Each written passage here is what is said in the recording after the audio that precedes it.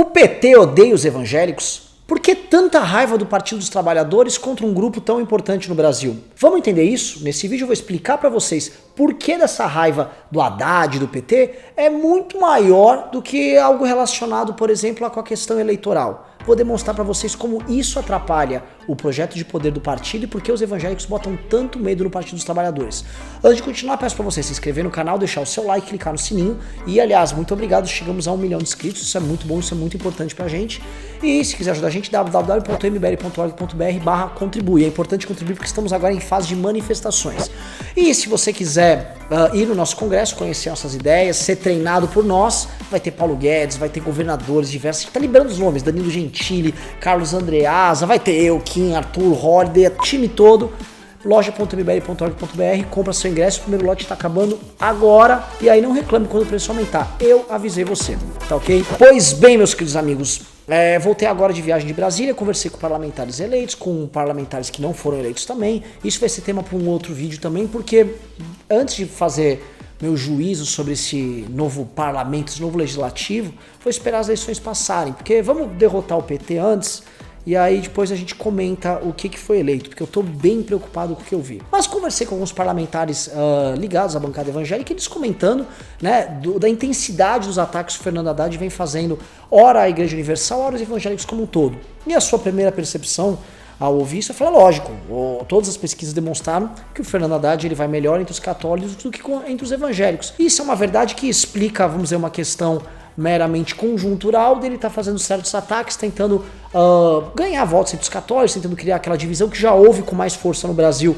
anteriormente entre católicos e evangélicos. Nos anos 90 em especial, havia um preconceito inclusive grande com relação aos evangélicos e também uma postura dos evangélicos com os católicos do tipo, eles são os idólatras e tal. Meu avô, ele era muito religioso, ele pertencia a uma denominação evangélica, a Congregação Cristã do Brasil, que é bem ferrenha, bem dura, bem ortodoxa na maneira como as pessoas se conduzem, e ele era muito duro com a família da minha mãe, que era católica, era uma coisa meio complicada, mas isso foi passando. E o que isso tem a ver com o PT? O PT surgiu, né, dentre pessoas que eram ligadas ao movimento estudantil, movimento operário, lideranças que vieram da guerrilha, ele também veio com muita gente dentro da Igreja Católica, movimento Paz e Terra, as comunidades eclesiásticas de base, onde eles faziam um trabalho de base no interior, nas cidades pequenas, utilizando padres ligados a eles, né, figuras dentro da Igreja Católica ligadas ao petismo, figuras de esquerda que seguiam a teologia da libertação, e aquilo serviu muito para fazer com que o petismo se espraiasse ao redor do Brasil, né? Então a Igreja Católica foi aparelhada por eles, e esse aparelhamento dentro da Igreja Católica permitiu que o PT crescesse de uma maneira muito diferente. Não era um partido de esquerda meramente sindical, por exemplo, como acontece em diversos países. Ele criou uma força difusa espalhada por toda a sociedade. Porém, final dos anos 80, começo dos anos 90, o crescimento das igrejas pentecostais, neopentecostais, houve um crescimento muito grande da Igreja Universal, que virou dona da Rede Record e tal, de certa maneira começou a haver um tipo de visão de mundo que começou a se espalhar em camadas mais pobres da população, levando para elas algo que a esquerda achava que ia levar sozinha. A esquerda sempre trabalhou muito com dividir para governar e também com impor uma nova cultura. Eles destruíam os valores que eles consideram os valores burgueses, os valores cristãos, e aí eles impunham os valores novos deles. E desta maneira eles foram trabalhando. E ao marxismo clássico, que sempre eles operaram com a questão da lógica da revolução, do operário como agente revolucionário, do Lula como esse agente, né? Mas também havia a ideia daquele trabalho mais cultural, aquele trabalho mais gramsciano, né? O marxismo, que alguns chamam de marxismo cultural. E dessa maneira, o PT ele trabalhava de forma difusa com as massas, né? Ele ora trabalhava com o movimento operário, era o rico contra pobre, ora com esse trabalho também de desconstrução total, de desagregamento, a sociedade ficava desagregada, e aí vinha, por exemplo, um governo Lula, oferecia a Bolsa Família e mostrava que ele era o pai dos pobres, e vinha com essa mentalidade assistencialista. Porém, né, ao longo dos anos 90 em diante, as igrejas evangélicas foram cumprindo um papel, e olha, você pode fazer todas as críticas, eu também, a pastor picareta que tem, pastor que só está interessado em tomar dinheiro dos outros, isso existe. Mas as igrejas evangélicas, elas criaram uma cultura de geração de comunidade.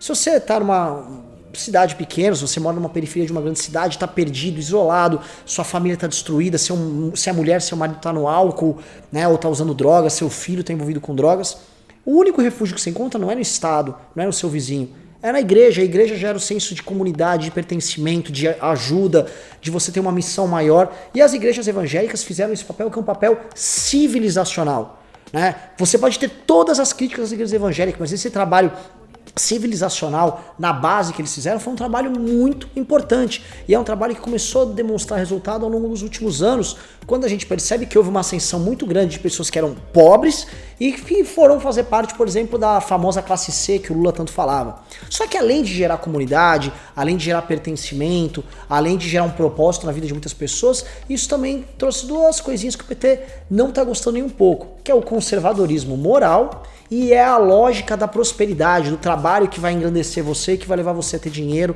e crescer na vida. Essa emancipação que as igrejas evangélicas geram, e mesmo as denominações mais consideradas picaretas por muita gente fazem isso, né? Esse trabalho emancipa o indivíduo, emancipa o ser humano do trabalho estatizante e sufocante que o petismo sempre quis fazer, e também do próprio trabalho cultural, né, que o petismo faz, essa destruição da família, destruição da ideia de que você possui um sexo, né, todos os conceitos que o PT tentou impor, ele está encontrando uma barreira muito grande entre os evangélicos, e não é à toa que os evangélicos hoje votam muito menos no PT. A organicidade, a forma como eles vêm crescendo, a lógica que eles operam é uma lógica que o PT não é capaz de acompanhar, né? É uma força intransponível. É muito interessante a gente imaginar, porque as pequenas denominações evangélicas, elas concorrem entre si por fiéis em cada cidade, em cada bairro, às vezes em cada rua, né? É uma briga capitalista por fiéis, e é muita competição, é um livre mercado de ideias e de fé que de certa forma existe ali entre eles. E o petismo vem com aquela lógica quase soviética, né, de uma força, um aparato único, um aparato central, e ele não tem velocidade para enfrentar isso. Mesmo a Igreja Católica, que é de certa forma muito centralizada, ela também não consegue enfrentar essa velocidade que, de certa maneira, as igrejas evangélicas retiram da própria lógica capitalista. As neopentecostais têm essa lógica muito forte dos Estados Unidos, os meios de comunicação. Então, quando Haddad faz esse ataque central, é um ataque que ele está colocando na campanha dele, é um ataque maior do que o ataque meramente conjuntural. Ele sabe muito bem que nos próximos anos eles vão precisar enfrentar as igrejas evangélicas como um problema enorme. É um problema que afeta bastante. Se eles querem ter proletariado, se eles querem ter as massas, eles não vão ter como ter esse público quando esse público está cada vez mais blindado pela lógica e por uma ideologia e por valores cristãos. E isso choca eles, né? Como eles vão enfrentar, nós ainda não sabemos. A gente sabe muito bem, por exemplo, que essa putaria do politicamente correto, essa lógica da ideologia de gênero, a dissolução de valores, dissolução de família, é a mesma lógica que está fazendo com que o Bolsonaro seja eleito nessas eleições e que um Congresso novo esteja sendo eleito, que o Brasil, em geral, esteja repudiando isso, essa dissolução de valores.